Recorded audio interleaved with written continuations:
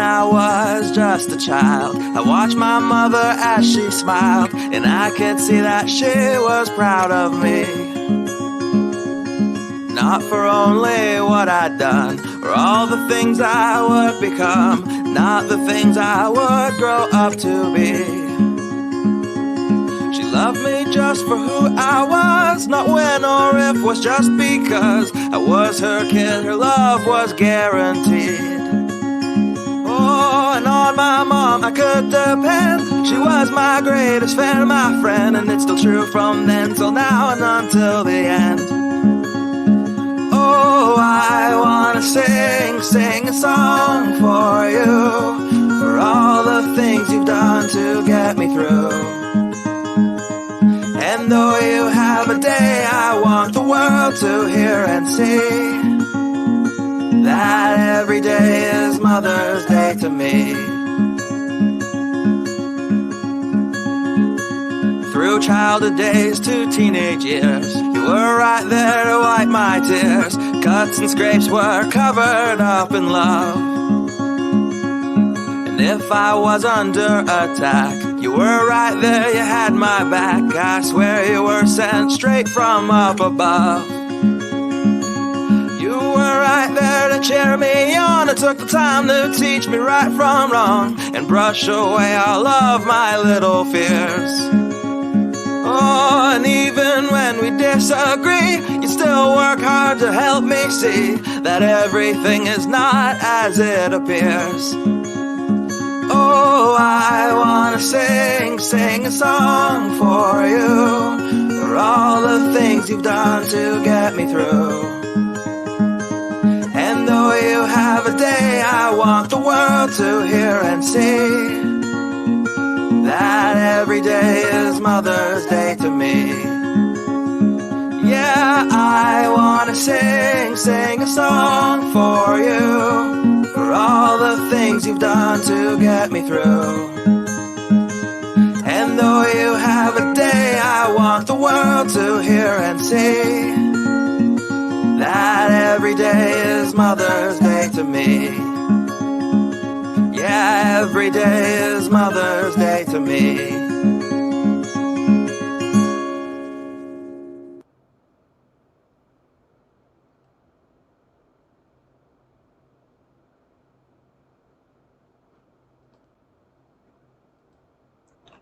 Hello and welcome to I'm the Best Mom. I hope you all are keeping well and staying safe. We are 1 year on. The COVID-19 pandemic continues to affect the well-being of families. The toll this has taken on mothers. The pandemic impacts on mothers, why mental health needs to be discussed and addressed on priority. With multiple roles to play, mother are taking more responsibilities and feeling more stress during the pandemic. In this special edition of Every Day is a Mother's Day, we are discussing the mental health of mothers with the expert herself. It's a pleasure to welcome Arouba Kabir, the mental health therapist, counselor, and the founder of Enso Wellness. Welcome, Arouba, to I'm the Best Mom.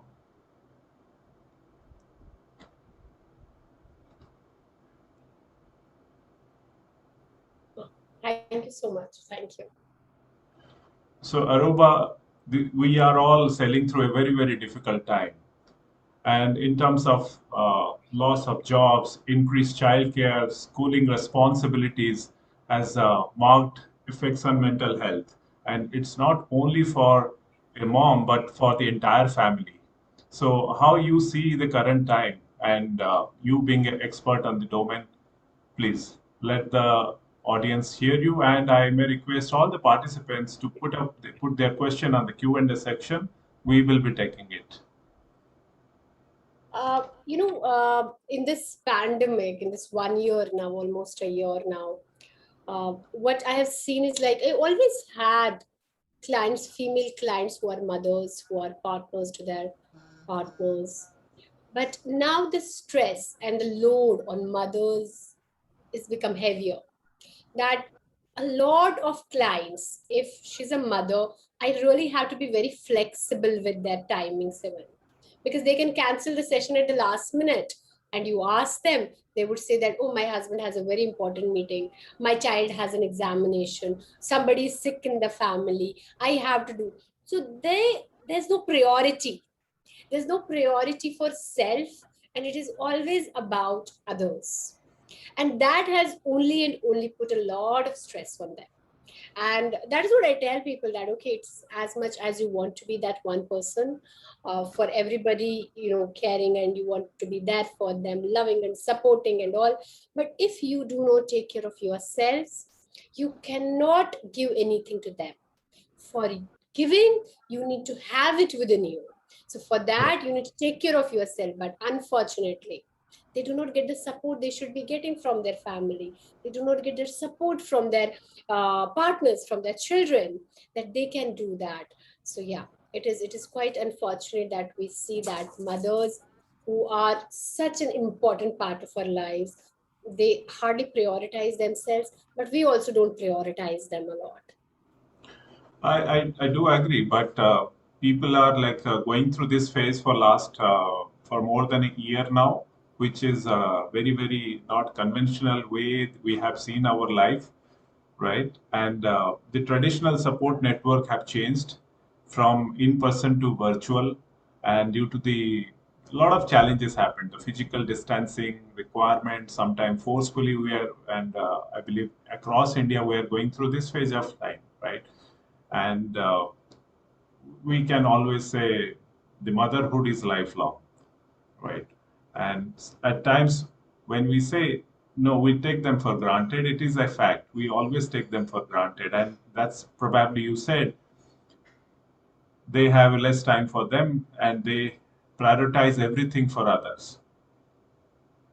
Yes, and then that breakdown comes. If you there's this movie, Sky is Pink. So there's Priyanka Chopra, who is the mother of the kid who's going through a sickness. She's continuously fighting for her child all along. Then another child, then her husband, then so many things. And a time comes when she has a nervous breakdown and she gets admitted in the psychiatry institute. Now it's a movie. Okay, they showed that people, she got admitted in a hospital and she took it gracefully. She took care of herself. But how many of us, when our mothers, like when the women in our house are going through depression, anxiety, having nervous breakdowns, how many of us, support them or ask them, let's go to a doctor? There's a stigma with the mental health already. And on top of that, when they are continuously doing so much for others and not filling their own cups, it's quite draining. And as I said, you can give only if you have it. So you need to prioritize yourself. You need to do that.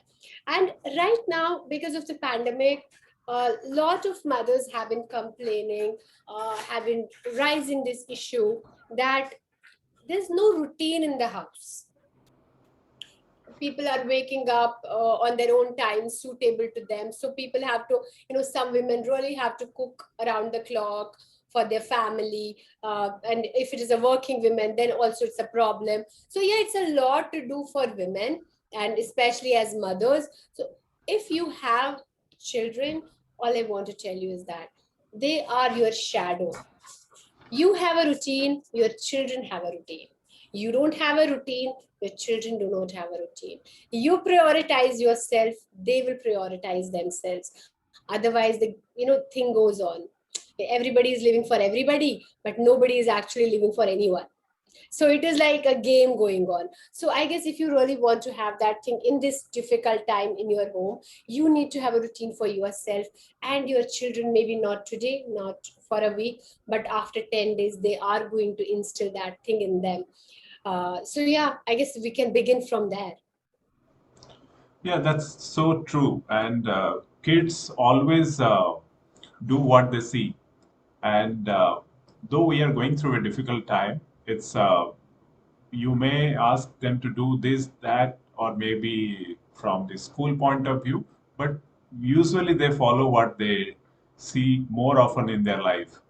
And we were discussing some time back, you are interacting with a lot of women. It's not only mom, like they are all going through a difficult time and they're coming back to you because everybody's inside home. The challenges are in and around only, but need to inculcate certain habits today. Probably we have encountered with so many words which were not in practice a year back, and we are like quarantine. Like, how can you put somebody, a family, and the entire world in a quarantine situation? But we are going through it, and we are accepting, and we know this time will also settle sometime uh, in near future.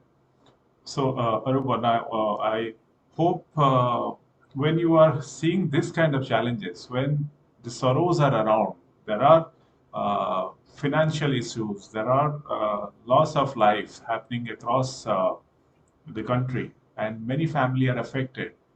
Uh, and mother is somebody who is connected to all the generation, right? And let's say they are caring about their parents, or why it is only a mother. I think everybody, every human being is, but the when somebody is a mother, that time the love, affection, care, concern, everything gets into spike, and they do care for the children and their parents as well, and the grandparents. How to take that entire load? Any as an expert, like, is there anything out? As I said that it's important to have that strength first. I'm not asking you not to be a multitasker, but we as human beings were not supposed to be a multitasking. If I am now multitasking, I need to make sure that I'm also enabling my brain to have that capacity, enabling my physical body to have that capacity. But if I am only trying to multitask and not train my brain, then it's like stretching that rubber.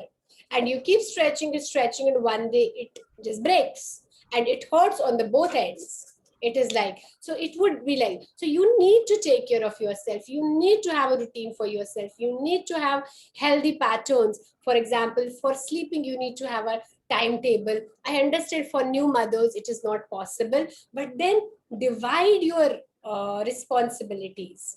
Your child was not only born because of you. There are two people involved. So ask for help. Rather than assuming that my partner should help me, ask for it, because you are the one who needs it. You need it, ask for it. Doesn't matter how busy your partner is, how considerate you are, how understanding you are. You need to understand in a child's life, it's equally important to have a father's presence. If the mother gives an emotional resilience, father gives confidence, stability, look out for life. And whosoever thinks that mother is more responsible for the upbringing of a child, I really want to tell you that from the point of psychology, understanding of psychology, 70 to 80% of our behavior comes from our father. So you see, your fathers, you have to involve the men in the upbringing of a child. Don't think it's a one man's job. You can't do it alone. They need their fathers equally. So divide the responsibility. Another thing, what happens with mother parents is mothers is that they ask the children to do something, but they don't practice it on their own.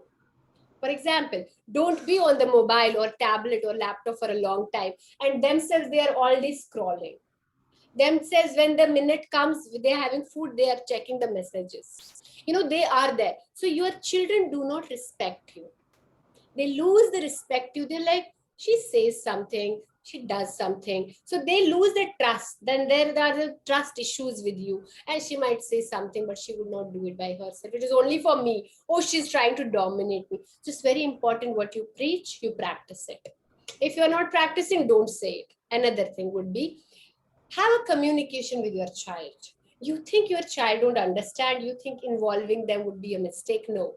Sit down and have a communication. Now, when you have a communication, always sit down on a child's level.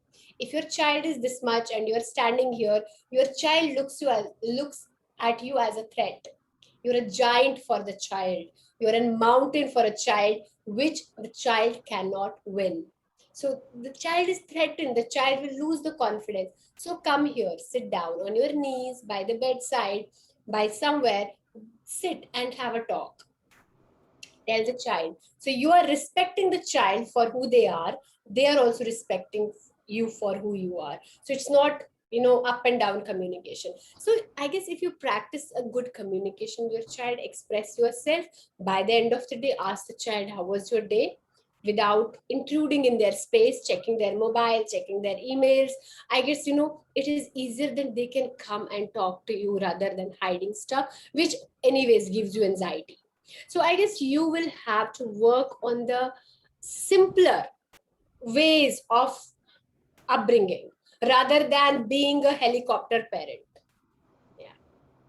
So when you were saying that a mother or like she need to prioritize the time as well, and as you said, doing so many work at a one time, and then how to differentiate like being selfish and self priority.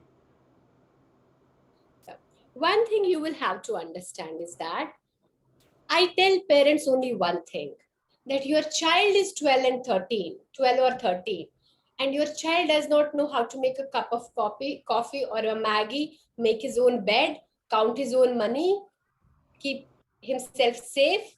Now, what happens all of a sudden? You die. Life is not in my hand. There might be an accident, there might be a COVID infection. Are you making your child independent, or are you making your child dependent? That's all. The selfishness of self-prioritize. When you make a child independent, give them their own responsibility. Why are we having so many issues in marriages? Because a guy for 20-25 years is not given any responsibility at home, does not know how to buy grocery, does not know how to understand someone's emotions, does not know any household work. Very few people are there. I'm not generalizing, but I'm saying mostly are like that. Then they are married to another person who has been brought up somewhere else and is asked, hey, take care of the family, understand her. How? He doesn't know. It's not his fault that he's not doing it. But he does not know how to communicate. He does not know where to participate. So you will have to think that, am I making my child independent enough? If they are independent, they will make their own bed. If they're independent, they will take their own water. They will take their own shower. They will fold their own clothes. That is automatically saving you time. So if you will get time for yourself. True, but when we see the life sometime back, there are a lot of studies happening in the Western countries, and what the earlier reports during the pandemic pointed towards the elevated rates of depression, anxiety, especially for the mothers. And what wasn't known was these rates were truly was there earlier, or there is a huge shift in mothers' anxiety and depression, the symptoms compared to how life was earlier before the pandemic. Absolutely, there would be. It's natural, because at least the mothers used to get some space when the children would be in school, when the husband is in office, when she goes out, she has interaction with other people. It used to at least make them feel relaxed, but now that is not there. Now, apart from this, women, mothers especially, do go through sometimes antenatal depression, prepartum depression. Sometimes they go through postpartum depression also, which most of the times goes undiagnosed. They call it baby blues, but baby blues, if it stays for a longer duration, then you might have issues. So one has to understand that already mothers had challenges. So if you are going to take now much more than your capacity, that is going to be very difficult. So make sure that you prioritize your mental health by thinking that I am making my children independent. They also need to do their thing. They need to have routine. If they have that, you will get some amount of time for yourself. If you are not prioritizing yourself and doing some self-care, that is why we need to ask for help.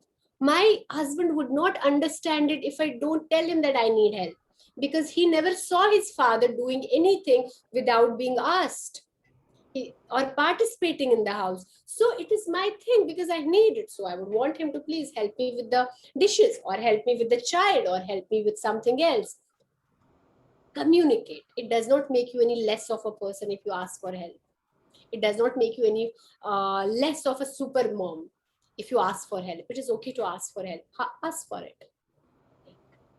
So, Arouba, when you were saying I may put it on the emotional aspect, but there is something which is happening where the uh, mother is also going through this phase, like the depression or the low mood, irritability, anxiety, stress, or maybe the emotional disturbances. So there is a hormone behind it. And we all agree, and we're going through this kind of phase, that the stress triggers the release of cortisol's level. And now, how they can cope up with emotions, which is also affecting their physical life. Okay. Have a healthier lifestyle. Again, if you are able to sleep for 7 to 8 hours, wonderful. If you're not, do certain exercises for it. Meditation is there, breathing exercises is there. All these exercises are for 10, 10, 15 minutes. Mindfulness, practice mindfulness. You can definitely work on that. There has to be self-care. You need to have rest. You need to maybe write something, have a hobby, be it painting, singing, dancing, but do it. Now, all these things do not only help you grow as a person or keep the hormonal balance, it also makes you an inspiration for the child, that I need to take care of myself. Oh, my mom is being health conscious. My mom, they start respecting you. They start getting inspired by you. But when you don't have any hobbies, when you don't have any friends, when you don't have any such activities in your life, your child thinks, I cannot connect with her. She does not understand it. What would she know about singing? Or what would she know about friendship? She doesn't have any friends. And then we say, oh, my child is getting disconnected from me. I guess all these things, if we do, you will definitely see a change in your relationship with your kids. And do a lot of hugging. Hugging also helps us release oxytocin. It's a very warm thing to do. Physical touch. Do a lot of those small while going. Your husband is sitting, give a peck on the head, or ask your husband that you like being hugged or touched. Just give a hug to your child. Let the child hug you. That also helps release oxytocin, which is again a de-stressing hormone. But if you are feeling that you have been feeling this irritability, confusions, indecisiveness, helplessness for more than a week, 2 weeks, consult a therapist, consult a doctor. There is nothing wrong in getting help to stay healthy, either it is physically or mentally. When you have backache or cervical, you just run to the ortho. So there is nothing wrong in running to psychiatrist or a counselor if you are experiencing any kind of mind-related thing. So, Arouba, what are those red flags? Many times we have been hearing people take the extreme step because they could not speak out, they could not reach out to someone. I believe people should understand who is that someone, whether that person is the most dearest friend, or now they should come out of that social stigma and can reach out to a therapist who has the clear understanding. And like Enso is already doing, you are already interacting with so many parents, so many, pop- I mean, not restricting only to women, it is happening with children, adults, senior citizen, everybody. So, what is that red flag? Like how they should reach out to you, and what are the symptoms? I guess the number one would be like, we all know ourselves. मुझे पता है कि how do I behave on a regular day? How do I connect with my friends? How do I sleep? How do I wake up? Everything I know. Now, if I see a pattern change in me that I'm overeating or undereating, I'm oversleeping or undersleeping, I am losing my temper faster than like usual. I am getting angry. I'm staying irritated. I have physical body ache. I have lethargy. I have headaches. So you should know. And if you have any physical health issues like diabetes, blood sugar, blood pressure, or thyroid, PCOD, and you are seeing that is also going on a higher rate, you should. That's a red flag that you are going through a huge emotional stress. Your emotional stress also starts showing through acidity, through constipations, through stomach upset, loose motions, headaches, heart palpitations. So if you are seeing all these symptoms in someone, you know that there's a red flag that I need attention. And another thing would be, okay, I notice nothing about me, but my kids are telling me continuously, why are you so irritated? Why are you shouting? You've started shouting a lot. Why are you crying? A lot of mothers tell me that I'm crying for no reason. So why are you crying? Or there are constant fights between the children and parent, or between the partners. That is also a red flag that something is changed. Something is there which is bothering me. I need to pay attention to it. I guess these are red flags. And yes, people should now end the stigma. Nobody wanted pandemic, but pandemic happened. Now, pandemic is a very unfortunate thing to happen to us, but it also gave us a sense that how important it is to take care of yourself. So I guess this is an opportunity you should take, and you should reach out to a professional, end the stigma. I would tell you, every day seeing 7 cases, and I work 20 days a month. So 7 twos are like 14, around, I see good amount of 150 cases a month. So that means, people are coming, people are reaching out. So every other person might not tell you that I'm going for therapy, but people are reaching out. So it is stigma no more. We need it, and it's a lifestyle now. So we need to take care of our minds. Another biggest challenges which we are seeing, nobody has planned to or even uh, expected this pandemic to be that painful. The person who was absolutely healthy today is no more, right? And the people who are the family who are going through this phase, any piece of suggestion to all the viewers of yours, how to deal with this losses when it happens to a family, irrespective of the Now, whether. first of all, I really want to, talk about this thing that it is so unfortunate that we are not taught about death, how to deal with death. Jabki that is the ultimate truth of a human being. Everybody dies. Be it my grandparents, my parents, my siblings, everybody has to die. So we should have been trained since our childhood that death happens. And we should have known how to let go, how to heal from it, how to release it, how to grieve. But nobody talks about the death. And it was very, I was in one of the sessions and my friend kept bombarding me with the messages. The minute I got out of the session, I was like, I called him and I said, are you all right? He's 28, and he said, I'm shivering. I was like, and that is because, he's like, because my father's sister passed away. I saw her dead body and I can't get it out of my head. Now 28-year-old person should have seen dead bodies before, should have gone to funerals before, should have talked about death, but he was never exposed to until it happened in the family. So if you are right now feeling disoriented, if you are right now feeling confused, you're feeling like, I don't know, my life is ending because you lost someone in your family or in your friends, it's all right, because you were not taught how to deal with this emotion. You have never experienced it in your life, that such sudden deaths. And this pandemic makes it more complicated, as you're not getting time to talk to your loved one, to give them that last bath or a funeral they deserve. So what you're going through right now is valid. So reach out to somebody you can talk to. It's very important. Talk about it. Talk about the person. Maybe hold a small virtual,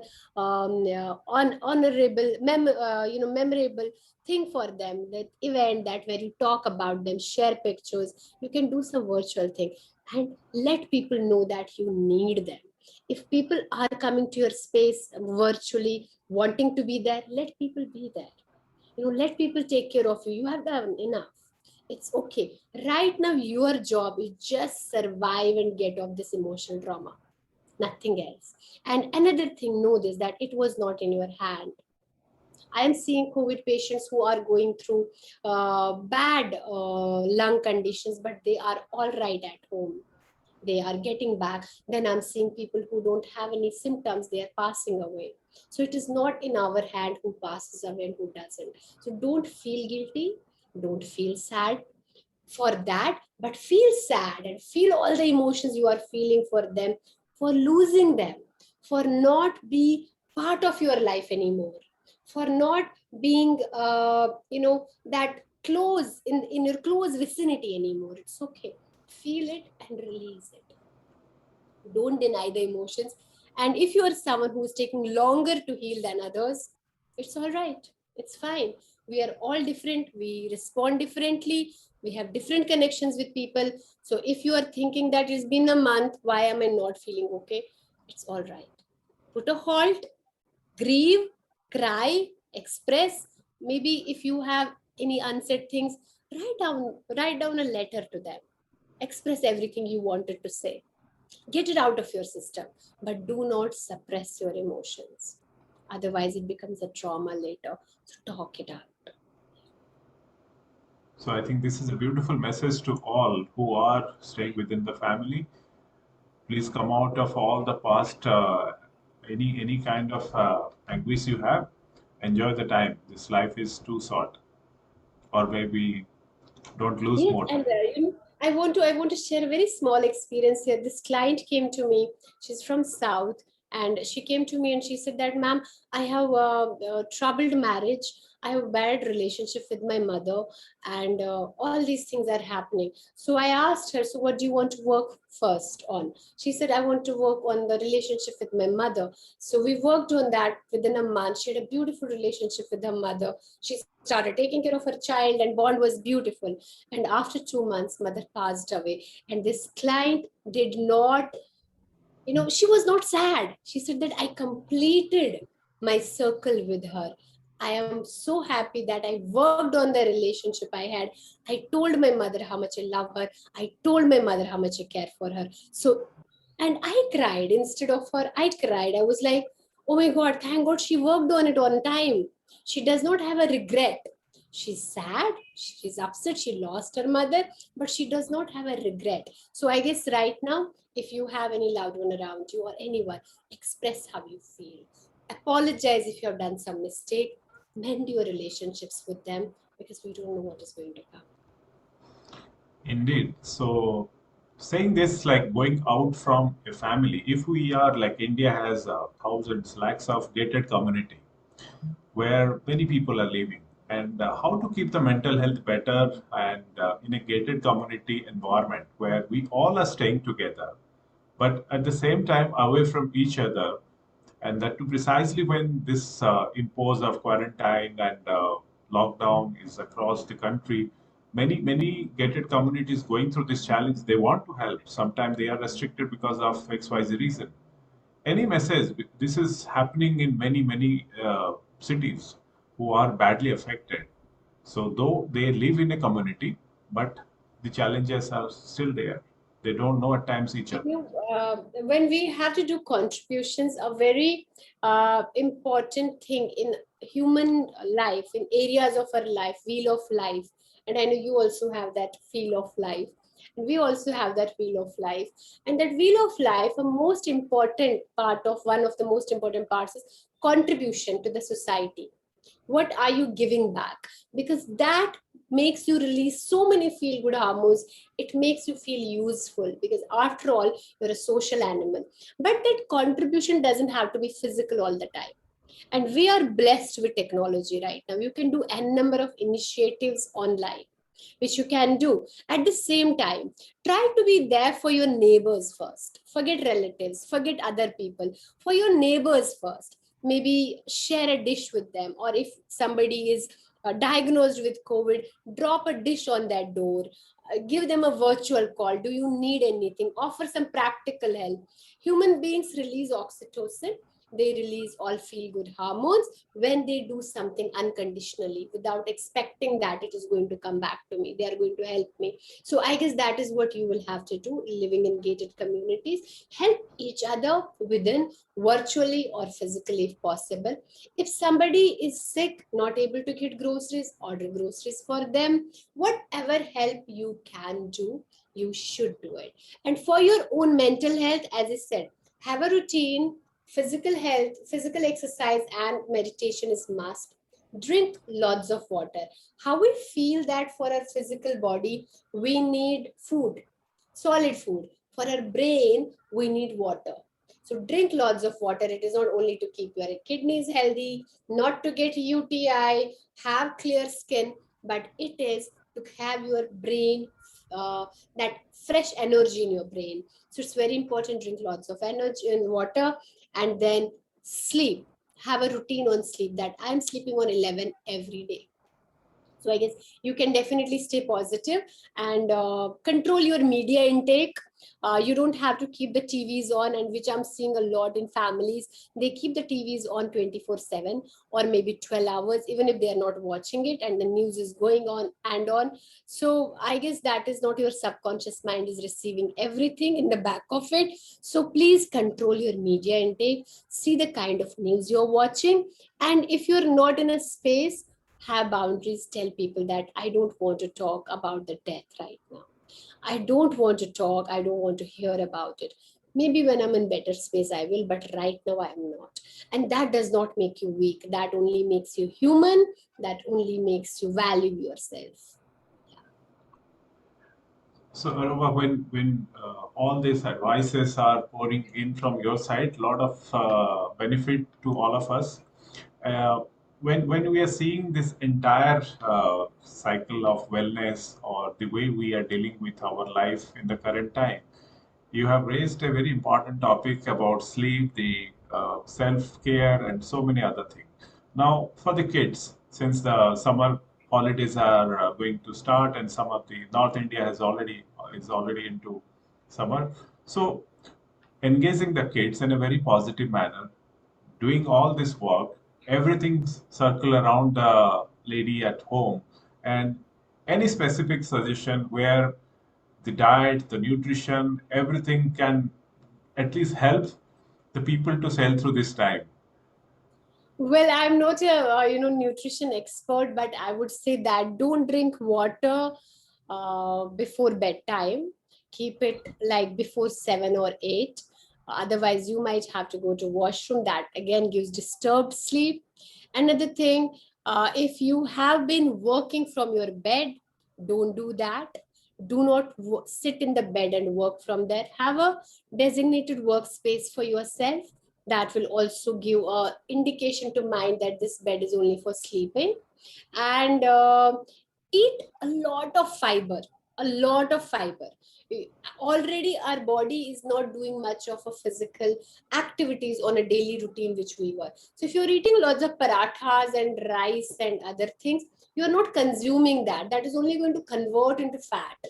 So please eat lots of healthier food, like and it doesn't have to be fancy. For example, what I do is it's like one beetroot, muskmelon, mango, banana, and some spinach leaves. I grate it and I have it. So that becomes breakfast with one slice of bread.